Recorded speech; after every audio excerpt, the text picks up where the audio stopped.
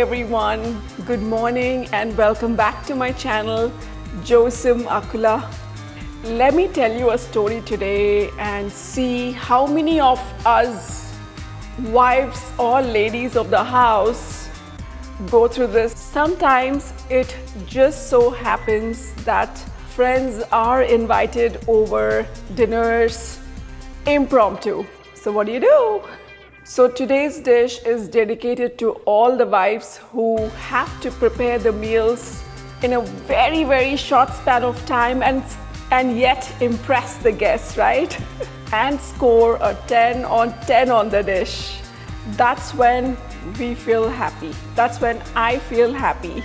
I'm very happy when my guests come over and go back home with such happy smiles, with a satisfied and yummalicious meal. So I'm very happy when I see that. Best feeling ever when your guests are happy. Nothing can be more satisfying than that to a host. Today I'm going to use this beautiful red cherries to make an amazing cherry crumble pie.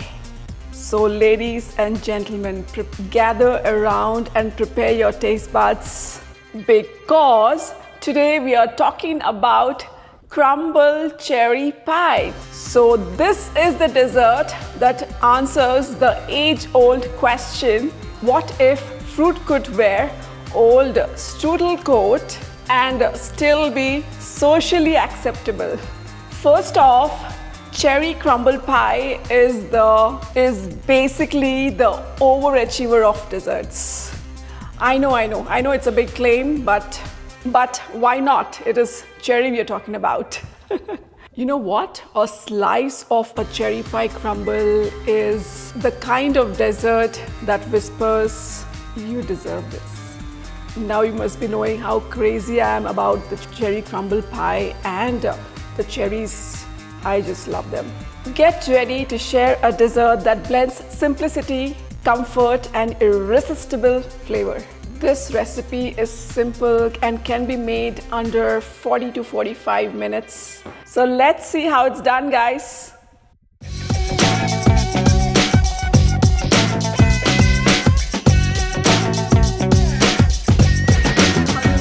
Wash the cherries and slice them into half and remove the seeds and keep them ready like this. I transferred the sliced cherries into the 4x8 So take a cup of refined flour to this and add the grated butter with my hand. Just sprinkle it and mix it. The best thing to do is to mix it with your hand. The flour is perfectly blended with the butter. It is important to season it so it tastes good. Now let's assemble all the ingredients that we've made. I'm sprinkling a tad bit of cardamom powder.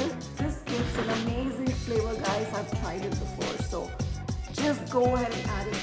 Thicken these cloves here and there, again for flavor. Grated jaggery, so just go ahead and sprinkle some grated jaggery over this. This jaggery is not very sweet, guys, so go ahead and be a little bit generous because it's dessert, so it has to be sweet.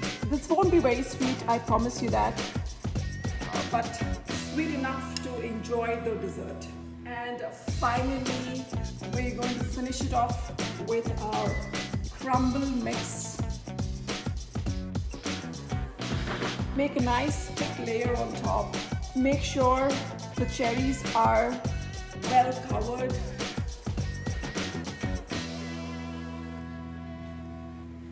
There you go, guys. This is going into the oven at 400 degrees Fahrenheit for about 30 to 35 minutes. And this will be our dream dessert, I promise you that. I have preheated the oven at 400 degrees Fahrenheit, so I'll just slip this in. We now have to just wait for 30 minutes to see our yummy dessert.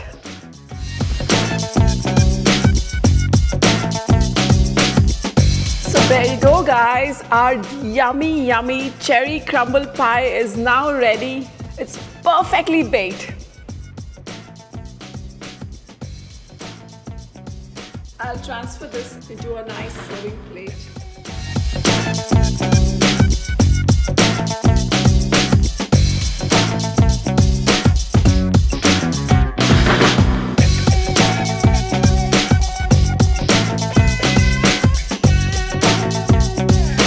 Now is my favorite thing to do, tasting time. So I'll get a nice bite of the crumble, of the cherry, and the best part is it's not very sweet.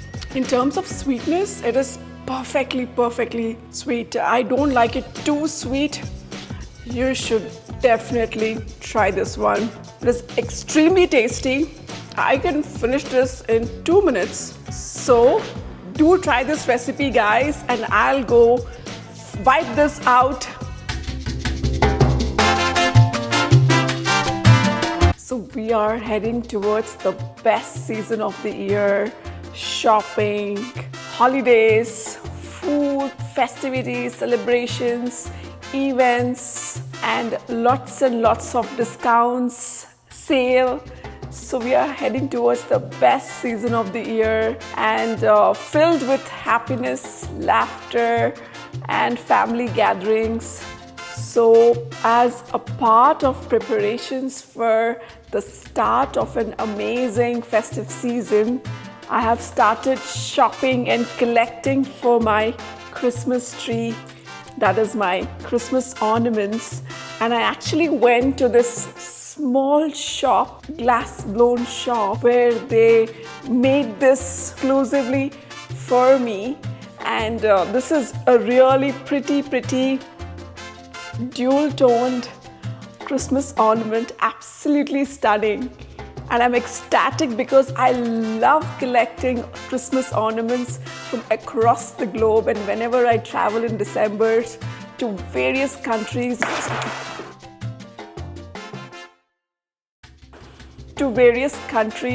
the first thing I do is go look for Christmas markets and I shop for Christmas ornaments because you get handmade ornaments there and they are stunning. And this is another one I picked. This one is made right in front of my eyes too. The entire process of making the glass ornaments was so beautiful. I could not stop but capture it in my camera, and now I'm going to share it with you guys, so enjoy.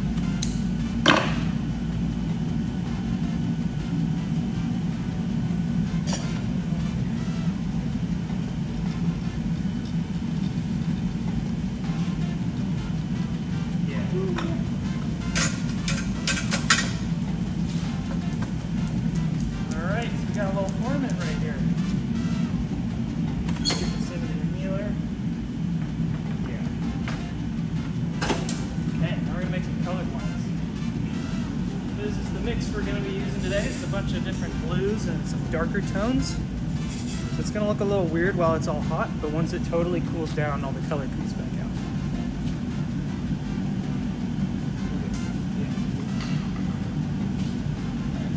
So we're starting with a blowpipe. It has a hole that runs all the way through it, so you can actually blow.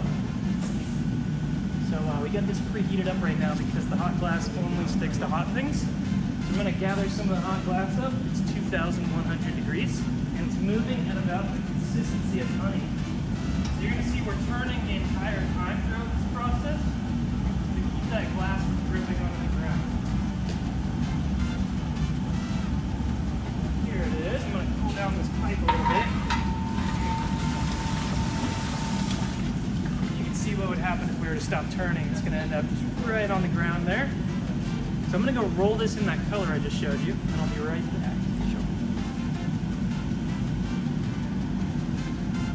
Chunks of crushed up colored glass. Those are now stuck on here. So you can see the pattern we're going for. We're going to melt all this in and then get ready to shape it up and start blowing it up. Alright, so I got my color totally melted in now. A little hard to see from here, but I'll be right over there. Just going to shape this up nice and round.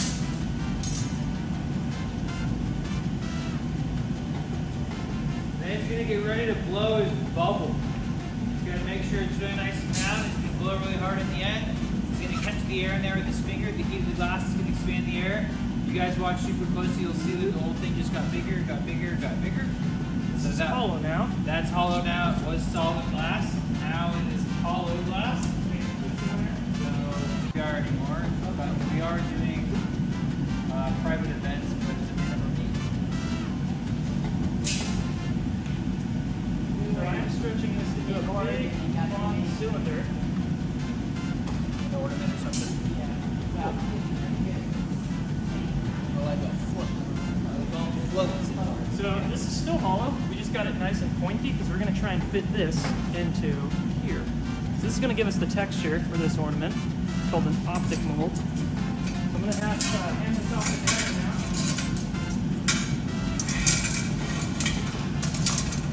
He's going to try and get that as hot as he can to where he almost loses control of it. He's going to essentially drip it into that mold and blow as hard as he can so he picks up as much of those ridges as possible.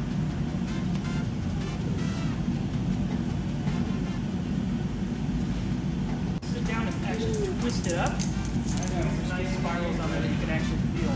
There he goes. Aaron's going to blow really hard at the end. He's going to catch the air in there. Not just going to do that. The glass, you can texture that hole. And we're going to make a twisted one. These are the most complicated ones to make. So Aaron's going to grab his diamond shears. He's going to twist up the tip of that. He's twisting, and he's going to cut off the tip. And then he's going to go ahead and blow the whole thing up. So he's blowing, turning, and squeezing at once. Ones are the hardest to make round because the color pattern is twisted.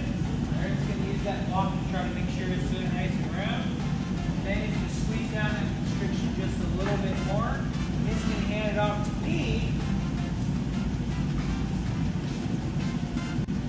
Twist. Now you guys can see this is all twisted up. And we have that little cut mark there on the very bottom.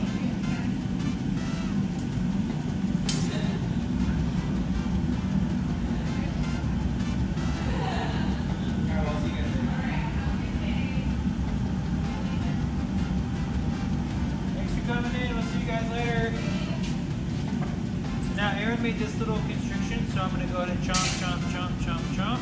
Glass likes to break at the coldest, most stress point. Give this a light tap.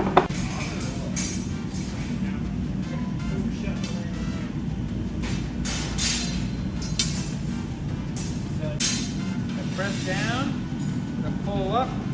Now I only get one chance, so I'm going to get this to the right temperature, the right thickness. Cut it, I'm going to catch it before it falls down. Grab it with my tweezers, flip it around, get that nice hoop shape, and then I'm going to go ahead and ream this out. Make sure it's nice and round. That's all I get because this is totally hard. No longer moving. So now there would be the finished ornament. It's going to look a little bit different than this. Now we're going to load it up inside of this kiln. This is at 930 degrees. Then we're going to cool it down over 20 hours. Hope you guys loved and enjoyed the glass making process as much as I did.